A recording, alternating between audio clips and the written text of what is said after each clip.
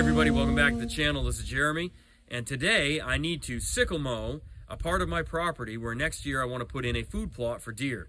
So I'm going to be hooking up the Cub 22 sickle bar mower to the 1949 Farmall Cub with the manual lift, and we will be using that today. I haven't run this attachment in close to 10 years. It may have been 8 to 10 years ago that I last ran it. It has been in what I call our goat shed, where we used to keep our goats when we had those here on the homestead. And so it's all been in there and it's complete, but it is a little bit rusty just from the humidity and the condensation and everything. It's been undercover. But let's take a look at it. We'll install it and we'll see how she runs today. And so you will see here next to the tractor the basic components of the sickle bar mower setup. And I did not buy this attachment. This came with the tractor when my father bought this machine many years ago, going on almost 50 years ago, I would say. And we used this when I was a kid. He used to mow some fields that my grandfather owned on his property. He had about 120 acres of land, and he had several farm fields that we would sickle mow once a year. And I have used it to mow my road frontage here occasionally, but I haven't run this attachment in about 8 years, I'm going to say, as I mentioned before. These are the basic components. I am missing a few things to this setup. And for a detailed explanation of all of these parts, you can go to farmallcub.com and you can get the original owner's manual to this attachment that gives you an exploded parts diagram, instructions, and all of that. So let's take a look. For example, I'm missing here, there is a guard for grass that basically deflects things as you're mowing. They used to have a board on it, but that board rotted out, and I won't be replacing that today. Over the winter, I'm going to go and restore the components to this accessory. I'm also missing a skid plate that mounts under here that protects the you know, all these things from getting hit by a rock or a stump or anything like that. I'm going to fabricate one of those this winter. And I have the manual lift, as I mentioned, on this tractor. So I do not have hydraulics. We're not going to go through this today, but it can help to adjust the spring tension on the manual lift if you have a manual lift. This is fairly rare for Cubs to have a manual lift. I'm one of the only ones that I have seen. So let's start hooking this up and then we'll run it. First thing I'm going to do is I'm going to move this directly underneath the tractor.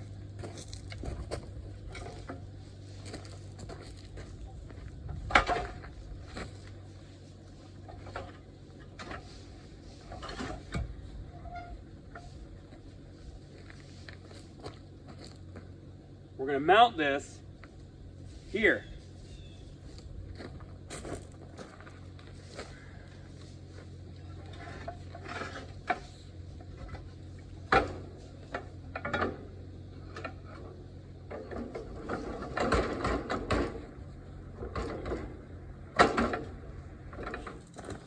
Now we'll take our V-belt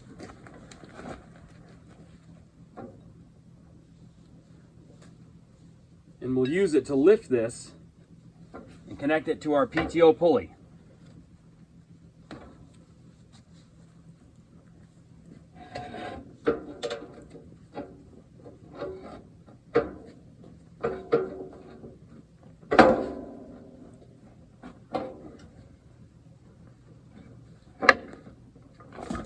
You can see that this bottom guard comes here, and we'll bolt that right here to support it. Now here you'll see exactly how this works.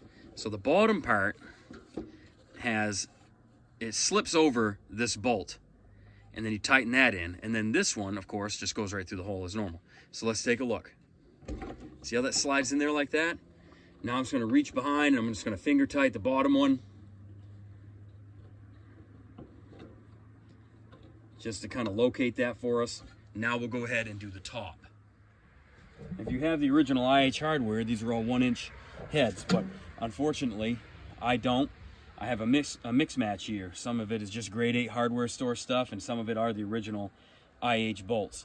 One of the things I'd like to do is to eventually restore this tractor and get all the original hardware in place. Now we'll come to the front. I just like to make sure these are seated down nice, just make sure everything's fitting good. We're going to tighten these down as well.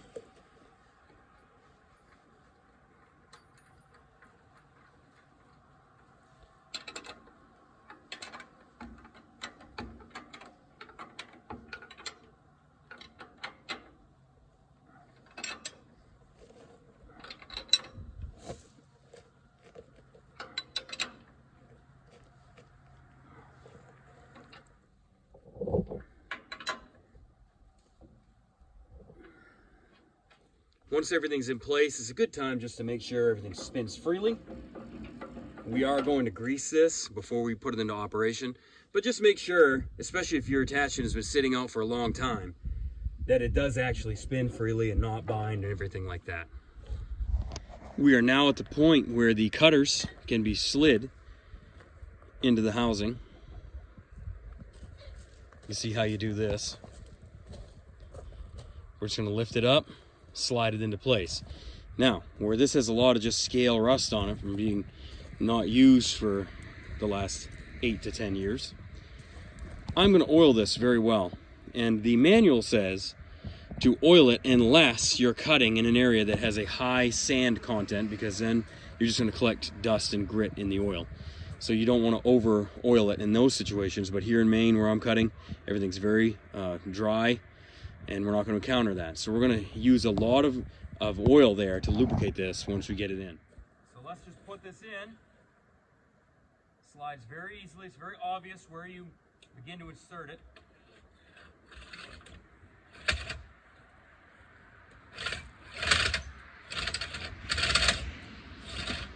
Here that it is dragging, and so we got to lubricate it. After we test this out today, this winter, once we're all snowed in, I'm going to bring this attachment into my shop and I'm going to blast the whole thing. I'm going to paint it. We're going to do any repairs that are needed to it. We're going to fabricate the guards and all that stuff that are missing, and we'll get her back into shape. So let's oil this up. Before I get any further, I do want to note this has to be able to pivot. Make sure everything's working free. And this wood, don't ever replace that with metal. If you're missing this, do not fabricate a metal piece.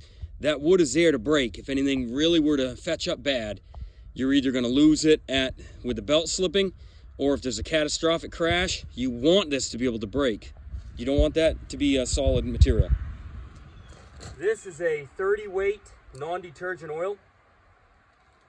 I use for various things on my machine tools. And I'm just going to oil the track.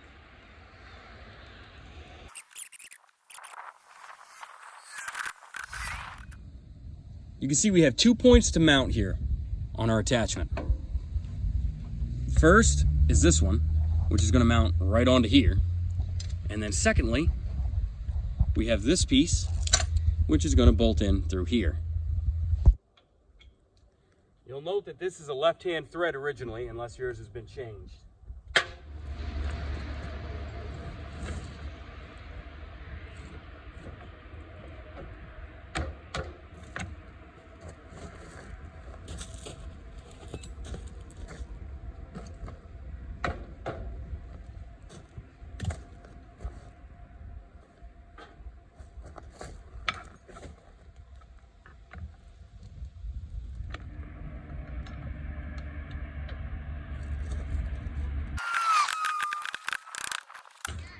To get that bolt to drop through, you may have to grab this, move it a little bit, and you'll see that it lines up the hole.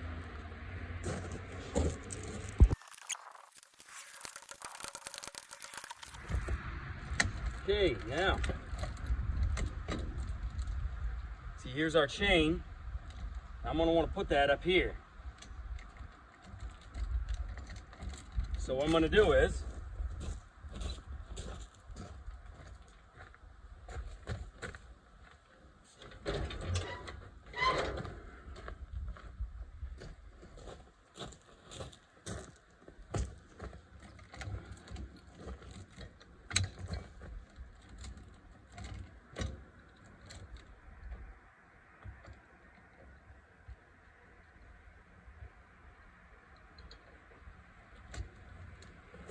now this is where you can put a block, or I just use my work boot.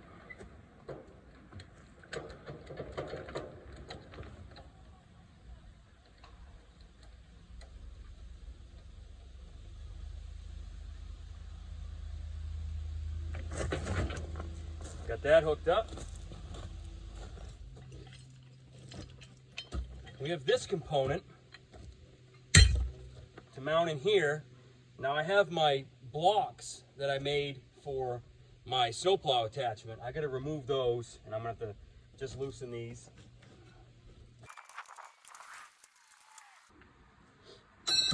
Now, if you're missing your blocks that are designed to be used with certain implements like the snowplow attachment, if you don't have a set of these, contact me. I can make you some and ship them to you. These are custom made, so they have a real nice fit in there. There's no slop. And depending on what size of a threaded rod or different bolt that you may use in your attachments, I can make the custom size hole for you. So contact me if you need anything like that made.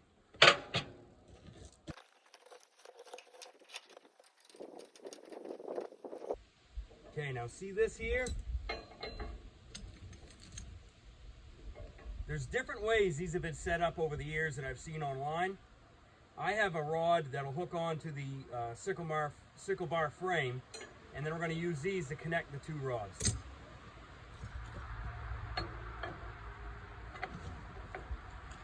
So you can see here where this bar goes. Now, like I said, you may have a different one on yours. I've seen different setups over the years. Now, these are going to connect together like so.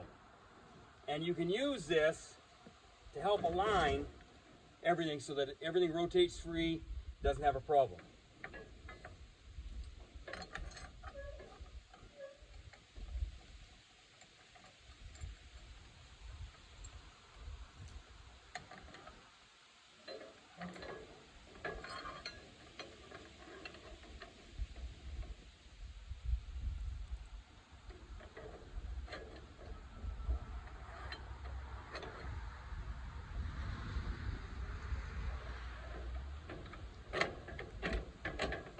I'm going to begin right here.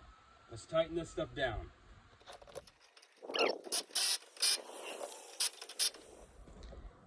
Now I've got the attachment raised up. I didn't pick it up all the way. I'm trying to keep it about horizontal with the tractor. And what I'm going to do now is I'm just going to manually, with the PTO disengaged and the tractor off, I'm going to manually use the pulley to just cycle through a few times to make sure nothing's binding on this.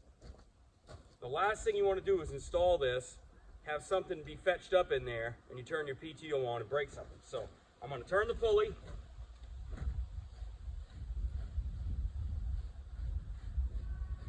You can see that the attachment is spinning. It's working. The blades are reciprocating. I feel very, very little resistance here. No resistance, really. I'm just using 2 fingers on the V-belt, and I'll show you that now. This is what you want. See how gently I can do this? I mean, I'm not straining. I'm not pulling. It feels like it has the same smoothness all the way through the operation. And that's exactly what you need to make sure before you turn that PTO on. Last thing we want to do is to make sure everything is thoroughly greased. I have 3 grease fittings here.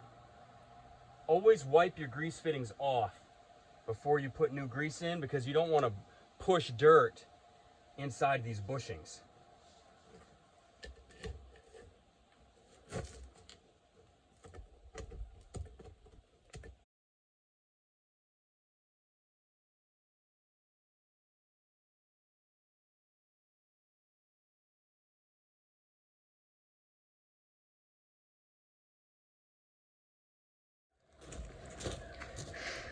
All right, we are now ready to test this out, make sure that it's all working great.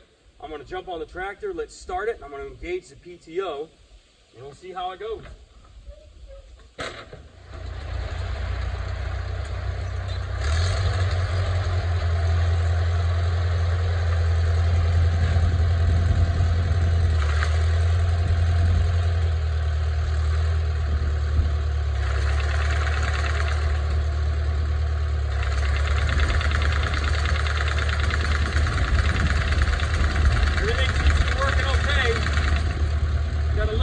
Vibration than I'd want.